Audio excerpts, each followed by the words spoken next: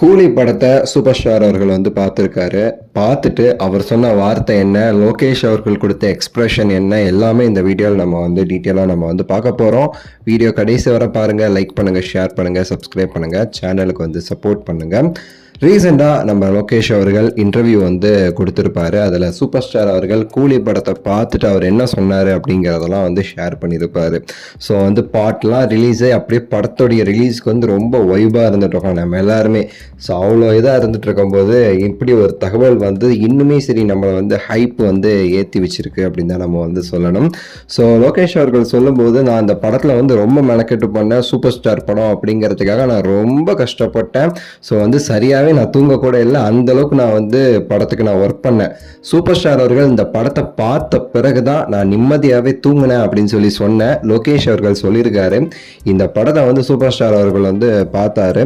பார்த்துட்டு வந்து அவர் வந்து சொல்கிறாரு, என்கிட்ட படம் வந்து பார்த்தேன், ரொம்ப அருமையாக இருக்குன்னு சொல்லிட்டு என்கிட்ட ஃபர்ஸ்ட் அவர் வந்து என்னை வந்து ரொம்ப இறுக்கி வந்து கட்டி பிடிச்சிட்டு, ஸோ சூப்பர் லோகேஷ், படம் வந்து சூப்பராக இருக்குது, ஸோ அப்படி இருக்குது, எனக்கு அப்படியே வந்து தளபதி பார்க்குற மாதிரி இருக்குது, அந்த தளபதி மாதிரி இருக்குது படம் அப்படின்னு சொல்லிட்டு சூப்பர் ஸ்டார் அவர்கள் வந்து இந்த படத்தை பார்த்துட்டு, அதாவது கூலி படத்தை பார்த்துட்டு வந்து என்கிட்ட வந்து சொன்னாருங்கிற மாதிரி லோகேஷ் கனகராஜ் அவர்கள் வந்து பேசியிருப்பார்.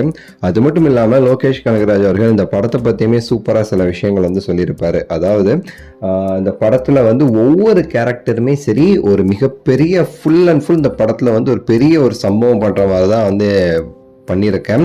சௌபின் சாகிர் முதற்கொண்டு எல்லாருமே பெரிய பெரிய சம்பவம், அதாவது உபேந்திராவாகட்டும், நாகார்ஜுனா அவர்களாகட்டும், அமீர்கான் அவர்கள் வந்து கேமியோன்னு சொல்லி நம்ம சொல்லவே முடியாது, ஆனால் அவருடைய ரோலுமே ரொம்ப எக்ஸ்டெண்டட் கேமியோ, பெருசாகவே இருக்கும் அப்படின்னு சொல்லி சொல்கிறாரு.